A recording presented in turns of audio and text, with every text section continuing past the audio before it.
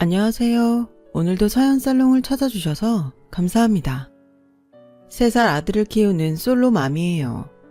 아이를 키우는 엄마로서 할 말은 아니지만 살아보니 도망치는 건 부끄러운 일일지라도 때로는 인생에 도움이 되는 것 같더군요. 아니다 싶을 땐 끝내는 걸 두려워하기보다는 핸디캡이 있더라도 과감히 그만두는 게 결과적으로 나은 선택이었거든요. 적어도 제 경우엔 말이죠. 세상에서 가장 불쌍한 사람은 엄마가 없는 사람이라더니 그 말이 맞았어요. 혼자 살 때도 그랬지만 특히 결혼을 하고 보니 엄마의 빈자리가 그렇게 크게 느껴질 수가 없었거든요. 저는 한부모 가정에서 자랐어요. 엄마가 몸이 안 좋으셔서 일찍 돌아가시는 바람에 아빠랑 단 둘이 살아야 했거든요. 아빠는 워낙 무뚝뚝하신 데다 평생 일밖에 모르고 사신 분이에요. 엄마가 살아계실 때도 집보다는 일이 우선인 분이셨죠. 그래서 한때는 그런 아빠를 미워하며 살기도 했어요. 아빠가 조금만 더 엄마한테 신경을 써주셨다면 엄마가 그렇게 일찍 세상을 떠나지는 않았을 거라고 원망했었거든요.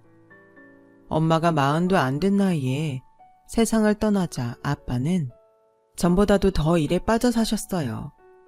덕분에 건축가로서 국내외에서 상도 받고 업계에서 인정도 받으셨죠. 반면에 초등학교 6학년이던 저는 모든 걸 제 스스로 해나가야 했어요. 물론 집안 살림은 도우미 아주머니가 해주셨지만 엄마 손이 필요한 부분은 고스란히 제 몫이었거든요. 한창 2차 성징이 일어날 때라 속옷이며 여성용품을 구입하고 사용하는 방법을 배워야 했지만 제게는 그런 걸 가르쳐줄 사람이 없었어요. 주변에 친척이 없었거든요. 그렇다고 얼굴 보기도 힘든 아빠한테 물어볼 수도 없고 난감했죠. 다행히 도우미 아주머니께서 제 딱한 사정을 아시곤 저를 데리고 속옷 가게도 가주시고 슈퍼에 들러 생리용품 고르는 법도 가르쳐 주셨어요. 아주머니가 없었다면 어린 제가 혼자 감당하기 힘들었을 거예요. 아주머니 역시 가족이 군대에 간 아들 하나뿐이라 외로운 제 처지를 누구보다 잘 알아주셨어요. 하지만 아주머니도 저희 집에 오래 계시지는 못했어요. 군대에서 제대한 아들과 함께 살게 되셨거든요. 그래서 저희 집 일을 그만두셔야 했으니까요. 출퇴근하기엔 거리가 너무 멀다는 게 이유였죠. 아주머니가 떠난 후로는 1일 파출 아주머니가 오셨었는데 아무래도 함께 사는 게 아니라서 일이 끝나자마자 퇴근하기 바쁘셨죠. 때문에 딱히 얘기를 나눌 시간은 없었어요. 그래서 혼자 감당하기 힘든 일이 생기면 전에 계시던 아주머니께 전화를 걸어 여쭤보곤 했어요. 저희 집 일을 그만둔 상태라 귀찮은 제 전화를 받아주실 필요는 없었지만 그래도 아주머니는 늘 반갑게 제 전화를 받아주셨어요. 제게는 아빠보다 더 가까운 가족 같은 분이셨기에 아주머니와의 관계는 이후로도 쭉 이어졌어요. 늘 일에 빠져 사시던 아빠는 제가 대학교 2학년 때 세상을 떠나셨어요. 심근경색이라고 했지만 따지고 보면 과로사였던 거죠. 휴일도 없이 사무실과 현장을 오가며 일을 하시더니 야근을 하시다가 책상에 엎드린 채 그렇게 되셨어요. 다음 날 회사에 출근한 직원들이 아빠를 발견하고 병원으로 옮겼지만 이미 숨이 멎은 뒤였죠. 그렇게 아빠는 저만 남겨두고 황망히 세상을 떠나셨어요. 아빠의 장례를 치르면서 기댈 곳 하나 없던 저는 아주머니께 전화를 했는데 그동안 제 전화를 잘 받아주시던 아주머니조차 연락이 안 되더라고요. 저는 혼자 상주석에 앉아서 그제야 내가 고아가 됐다는 걸 깨닫게 되었죠. 시간이 흘러 혼자 살기에 익숙해질 즈음에야 아주머니와 연락이 됐는데 알고 보니 저희 아빠가 돌아가셨던 그 즈음 아주머니 아들도 교통사고로 세상을 떠났었더라고요. 그래서 식음을 전폐하고 자리에 누워 계셨다고 하더라고요. 그 말을 들으니 한때나마 아주머니를 원망했던 제 자신이 창피했어요. 남의 아픔은 생각도 못한 채 내 손톱 아래 가시만 아프게 느낀 것 같아서요. 그렇게 각각 혼자가 된 아주머니와 저는 종종 연락을 하며 지내게 되었어요. 하지만 시간이 지날수록 연락을 하는 횟수도 줄고 통화를 하면서도 딱히 할 말이 없어서 안부나 묻고 끊는 정도가 되었죠. 아빠도 없이 커다란 2층 저택에 혼자 살게 된 저는 밤만 되면 그렇게 두려울 수가 없었어요. 집이 큰 만큼 집안에 어둠이 내려앉은 곳도 많았으니까요. 그래서 밤새도록 온 집안의 불을 환히 밝히고 살았던 적도 있어요. 보지도 않으면서 거실 TV도 시끄럽게 틀어놓고 말이죠. 적막한 집에서 혼자 버티는 게 그렇게 힘들더라고요. 그러다 도저히 이렇게 살 수는 없어서 학교 근처에 원룸을 얻어서 이사를 했어요. 빌트인이라 큰 가구는 집에 놔두고 당장 쓸 옷까지만 캐리어에 담아갔죠. 이런 상황을 아는 친구들은 차라리 그 집을 팔고 아파트로 이사를 하라고 했지만 그럴 수 없었어요. 저희 집은 아빠가 엄마를 위해 지은 집이거든요. 집안 구조 하나하나에 엄마에 대한 사랑이 묻어나 있어서 도저히 못 팔겠더라고요.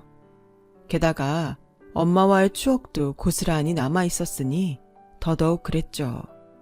그래서 차라리 새를 놓을까 했는데 집 규모가 커서 그런가 마땅한 세입자를 구할 수 없어서 그대로 집을 방치해둘 수밖에 없었어요. 주말에 종종 집에 들러 청소기도 돌리고 정원 정리나 하는 정도였죠. 그러다 결혼을 하면서 남편과 함께 들어와 살게 되었어요. 제 남편은 같은 대학 후배로 저보다 3살이 어린 연하남이라서 가정을 꾸릴 준비가 되지 않아 저희 집에서 함께 살게 되었거든요. 임신만 하지 않았다면 어린 나이에 결혼을 하진 않았을 거예요. 남편은 내심 제가 아이를 지우길 바랬고 저 역시 제 인생을 생각해서 그게 최선이라는 걸 알았지만 병원에서 아이의 심장 소리를 듣고 보니 그러지 못하겠더라고요. 그래서 낳기로 결심하게 되었죠. 돈이라면 아빠한테 받은 집과 재산이 있어서 우리 둘만 굳게 마음먹으면 못 해낼 일도 아닌 것 같았거든요. 시댁에서도 당신 아들이 변변한 직업이 있는 것도 아니고 아직 병역 문제도 해결하지 못한 처지라 딱히 결혼을 반대하지는 않았어요. 좀 이른 감이 없진 않다만 어차피 할 결혼 일찍 해서 생활의 안정을 찾는 것도 나쁘진 않은 것 같다. 집이야 니네 집이 비어있으니 거기서 살면 그만이고 살림도 다 있으니 혼수도 필요 없고 안 그러니? 시부모님이 일찍 이혼을 하신 탓에 양가 통틀어 어른이라고는 어머님 한 분뿐이라서 모든 결정은 어머님 뜻대로 이루어졌어요. 그때까지만 해도 저 역시 오히려 그게 편하고 좋았고요. 하지만 그로 인해 제가 간과했던 부분이 수면 위로 올라오면서 점차 갈등이 고조되기 시작했어요. 예를 들면 집 문제만 해도 그랬어요. 예, 그 큰 집에서 니들 둘이 사는 게 말이나 되니? 게다가 다음 달이면 성욱이도 군대에 갈 텐데 너 혼자 그 큰 집에서 어떻게 살아? 게다가 홀몸도 아닌 애가 말이야. 그래서 말인데 이참에 합가하자. 식구라고 해봐야 나랑 예지밖에 더 있니? 그 집에 남아도는 게 방인데 우리 두 사람 살 방이 없을까? 네가 생각해도 그게 낫겠지? 솔직히 시어머니랑 시누이까지 함께 사는 건 불편하고 싫었지만 어머님 말씀대로 큰 집에서 혼자 사는 것도 무서워서 그러자고 했어요. 그게 불행의 시작이 될 줄은 꿈에도 모른 채 말이죠. 아빠가 쓰시던 안방은 어머님 차지가 되었고 아빠의 서재는 시누이가 쓰게 되었어요. 저는 그대로 2층 제 방에서 지내게 되었고요.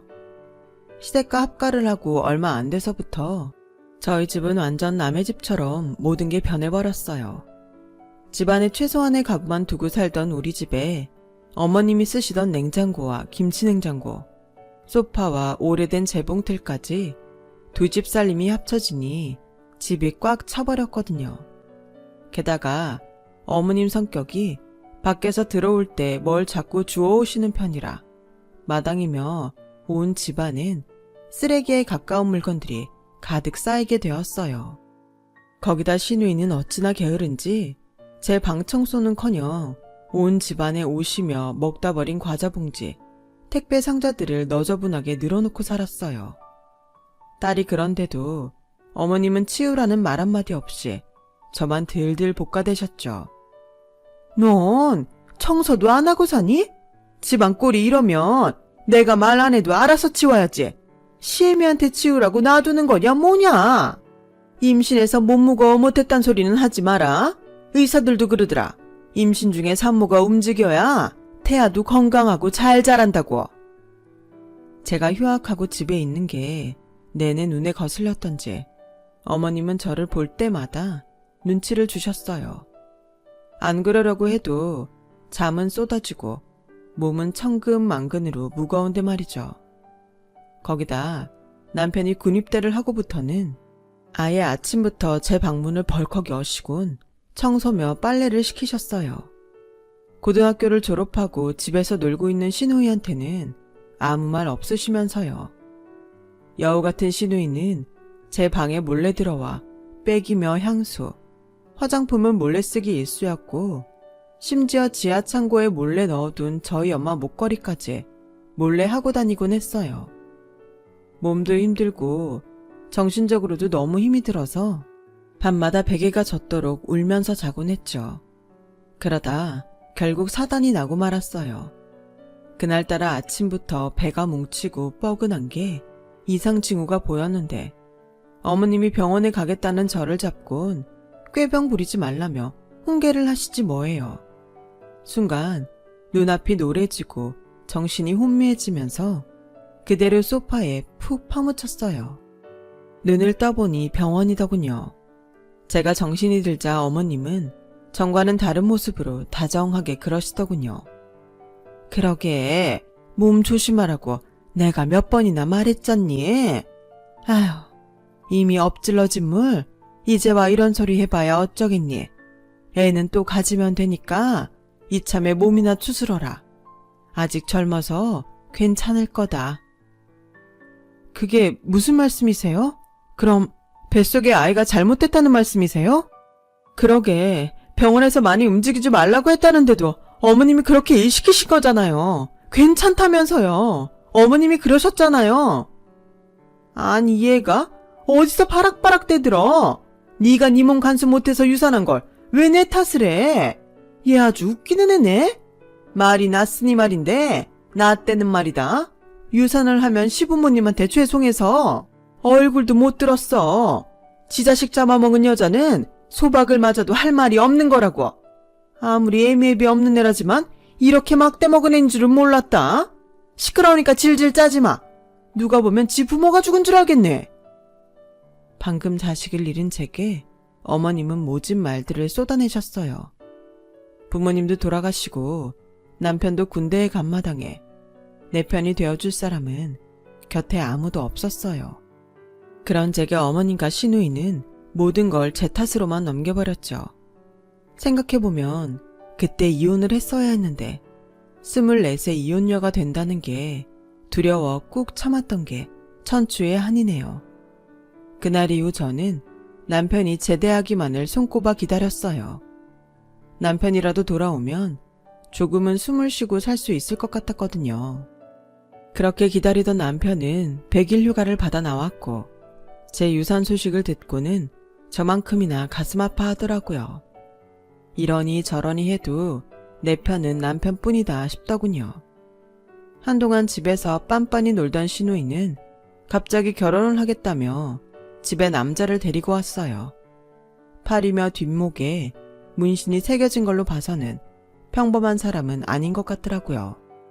어머님도 그 모습을 보고는 못마땅한 표정으로 일관하셨어요.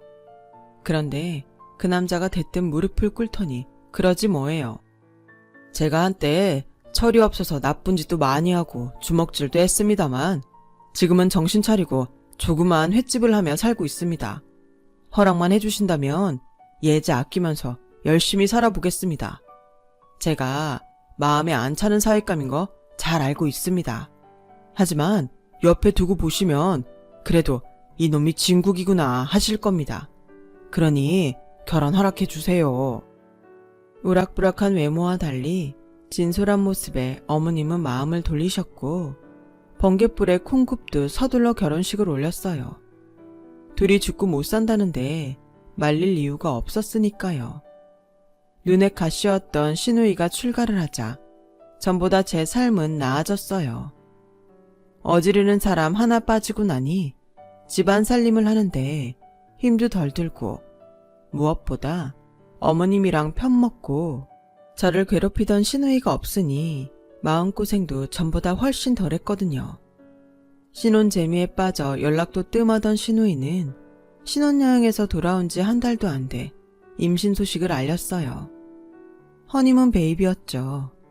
시누이의 임신 소식을 듣자 그동안 많이 진정됐던 마음이 요동치더라고요. 빛도 보지 못하고 사라져버린 내 아이 생각도 나고 그렇게 부러울 수가 없었어요. 배가 점점 불러오는 아내를 위해 시시각각 변하는 시누이 입맛을 따라 족발이며 딸기, 만두를 사러 다니는 서방님을 보니 부럽더라고요. 저는 결혼하고 얼마 안 돼 남편이 군대에 가버리는 바람에 저런 호사조차 제대로 누려보지 못했으니까요. 게다가 시어머니와 시누이 등살에 하루하루 눈물의 연속이었으니까요. 그런데 어른들이 그러잖아요. 임신 안 되는 여자가 아이를 가질 수 있는 가장 좋은 방법은 시샘이라고요. 시누이 임신 소식에 부러워하던 저도 임신을 하게 된 거예요. 남편이 군대에서 포상휴가를 받고 나온 적이 있는데 그때 임신이 된 것 같더라고요. 이번 아이만큼은 반드시 지켜내야겠다는 생각에 어머님이 뭐라고 하시든 상관 않고 병원에서 하라는 대로 잘 지키며 지냈어요. 비록 남편이 곁에 없어서 시누이처럼 먹고 싶은 거 사다 달라는 말은 못했지만 그래도 요즘은 배달 어플도 발달돼서 스스로 시켜 먹을 수 있어서 그 정도 문제는 간단히 해결되었죠. 출산 전엔 남편도 제대를 할 테니 저도 세상 부러울 거 없는 임산부로 살 수 있을 거란 꿈에 부풀어 있던 어느 날 드디어 시누이가 출산을 한 거예요. 2.8kg 딸이었어요. 시누이는 미웠지만 아기는 예쁘더군요.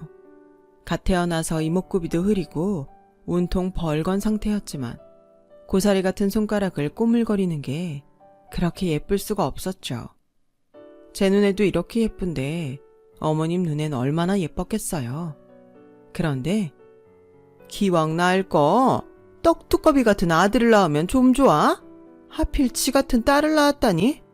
암튼 애 낳느라 수고했다. 근데 이거 하나는 알아둬라. 내가 그간 너랑 니 오라비 키우느라 고생을 좀 했니? 그래서 이번에 고향 친구들이랑 여행을 가기로 했다. 네가 출산을 빨리 하는 바람에 날짜가 겹쳐서 산후조리는 못 해주겠구나. 그래도 네 새언니가 있으니 내가 안심하고 떠날 수 있겠다. 며느라, 예지 산후조리는 네가 해라. 산후조리를 해봐야 뭐 있니? 세탁기 좀 돌려주고 미역국이나 끓여주면 그만이지. 청소야 김서방이 알아서 하겠지. 안 그런가 김서방? 그 말에 서방님은 떨떠름한 표정으로 알겠다고 했어요. 시누이는 이게 무슨 말도 안 되는 소리냐며 버럭 질러댔죠. 가장 황당한 사람은 저인데 말이죠. 어머님, 저도 배가 많이 불러서 그건 좀 힘들 것 같은데요.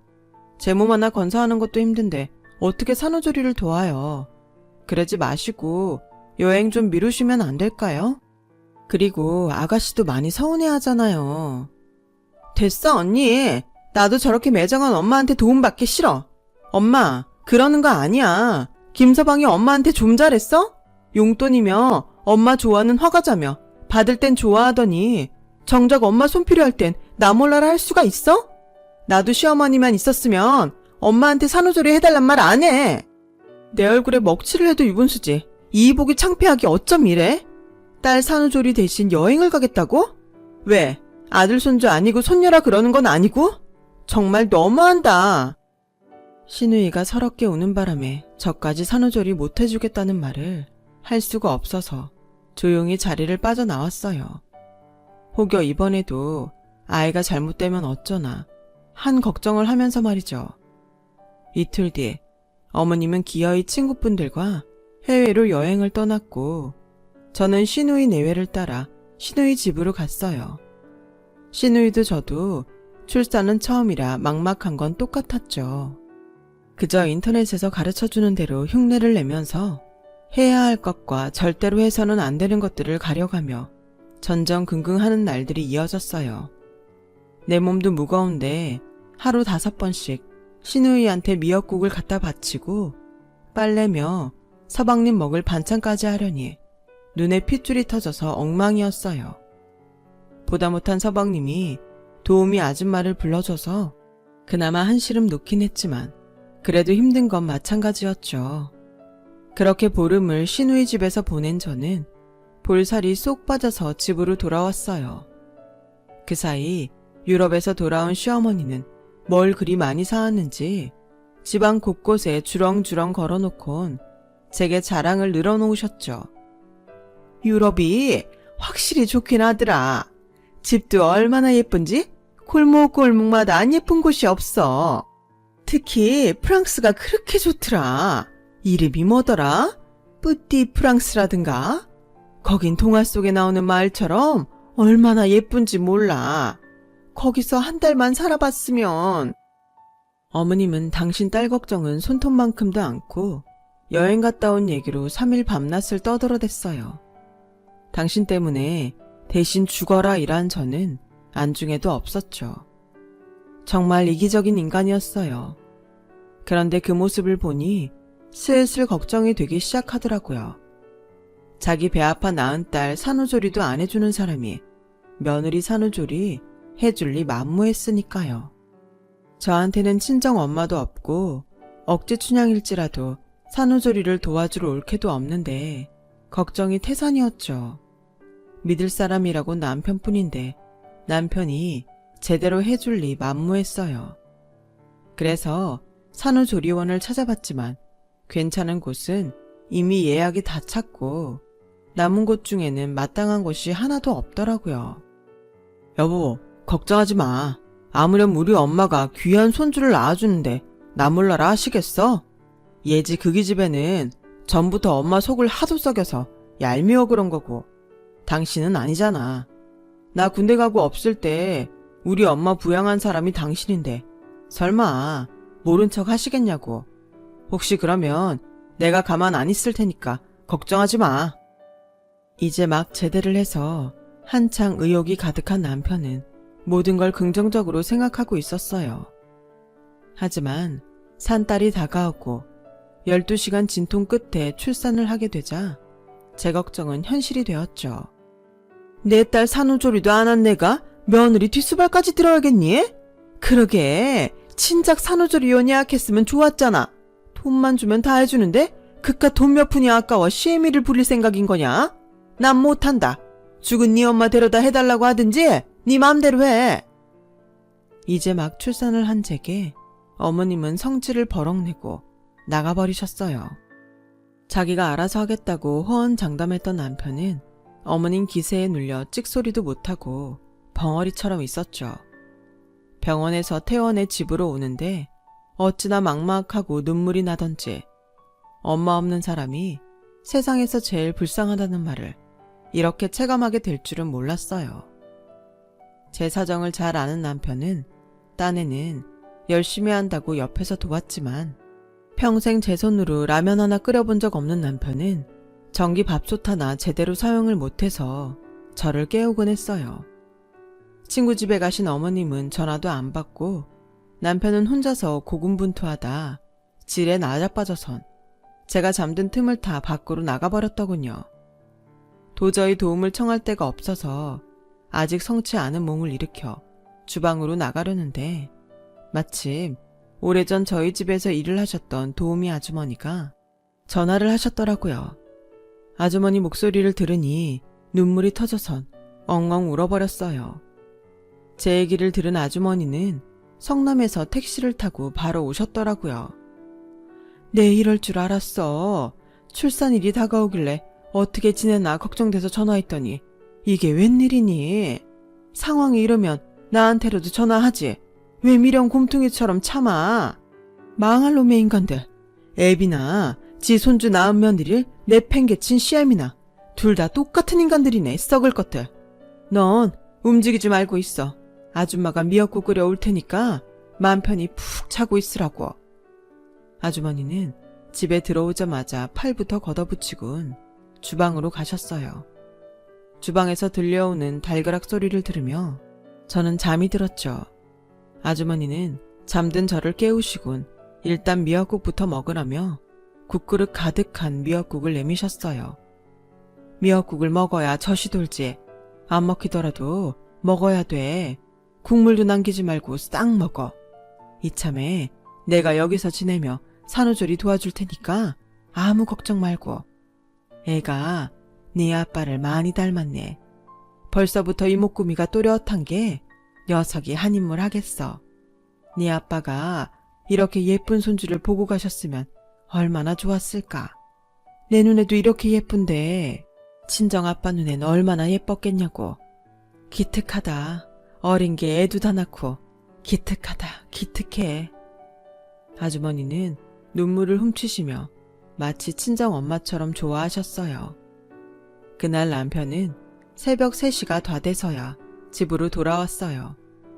술에 취해 고주망태가 돼서 아기를 보겠다며 방으로 들어오다가 제 옆에서 주무시던 아주머니 손에 이끌려 나가고 말았죠. 다음날 아주머니는 제 남편을 호되게 야단치셨어요. 그러자 남편이 오히려 짜증을 내며 그러더군요. 아줌마, 돈 주면 될 거 아니에요. 어차피 아줌마도 돈 받고 일하는 거면서 누구한테 훈계해요. 나도 할 만큼 했다고요. 이제 막 제대해서 한창 놀고 싶은 거 꾹 참고 밥하고 청소하고 다 했다고요. 에이씨, 이럴 줄 알았으면 장모 있는 여자랑 결혼하는 건데 짜증나. 애초에 애 때문에 내 발목 잡은 건 쟤인데 내가 왜 개고생을 해야 하냐고. 아씨, 진짜 개 짜증나. 그러게, 내가 애 떼라고 했을 때 뗐으면 너나 나나 이런 고생 안 해도 됐잖아. 나 이제 겨우 23인데 애 새끼 똥기저귀 치우며 살아야겠냐? 망가진 내 인생 너 어쩔 거냐고. 남편은 손에 들고 있던 유리컵을 벽에 던졌어요. 그 바람에 산산조각이 난 컵이 바닥에 흩어졌어요. 컵을 던진 남편도 자기가 한 짓에 내심 놀라는 것 같더라고요. 그 순간 아주머니의 커다란 손바닥이 남편의 얼굴을 강타했어요. 얼마나 충격이 컸던지 80kg가 넘는 남편이 뒤로 몇 발자국 떠밀려 나갈 정도였죠. 똥물에 튀겨 죽여도 시원찮을 놈아. 뚫린 주둥이라고 함부로 떠드냐? 10달 동안 네 자식 배에 담고 산 사람도 있는데 그 며칠 밥 좀 했다고 유세를 떨어? 이 벼락 맞아 뒤질 놈아. 너 같은 놈은 아빠 될 자격도 없어. 뭐 하나 변변한 거 없는 놈 받아줬더니 뭐가 어쩌고 어째? 막말로 네 놈이랑 결혼하면서 선영이가 손해봤지 네 놈이 손해본 거 있냐? 지 손으로 집 한 칸 구할 능력도 없는 놈이 처가에 들어와 살면서 뭐가 그렇게 잘났다고 떠들어? 너 이 집에서 생활은 누구 돈으로 하는 줄 아냐? 다 선영이 부모님이 남겨준 돈으로 했어. 몸뚱이만 딸랑 들고 들어와 대궐 같은 집에서 살게 됐으면 고마운 줄이나 알 것이지 어디서 이따위로 굴어? 그러고도 네가 네 자식한테 아빠 소리 듣고 살 수 있을 것 같냐? 말해봐라 이놈아. 아주머니는 얼굴이 시뻘개지도록 목에 핏대를 세워가며 소리쳤어요. 세상에 내 편 하나 없는 저를 위해서 말이죠. 그 모습에 왠지 나도 든든한 백이 있는 것처럼 힘이 나더군요. 그래서 그동안 겁이 나서 못했던 말들을 쏟아부었어요. 그래, 더는 네 인생 발목 안 잡을게. 그러니까 이 집에서 당장 나가. 니네 엄마한테도 전해. 내 집에서 당장 짐 빼라고. 그리고 네 여동생한테도 말해.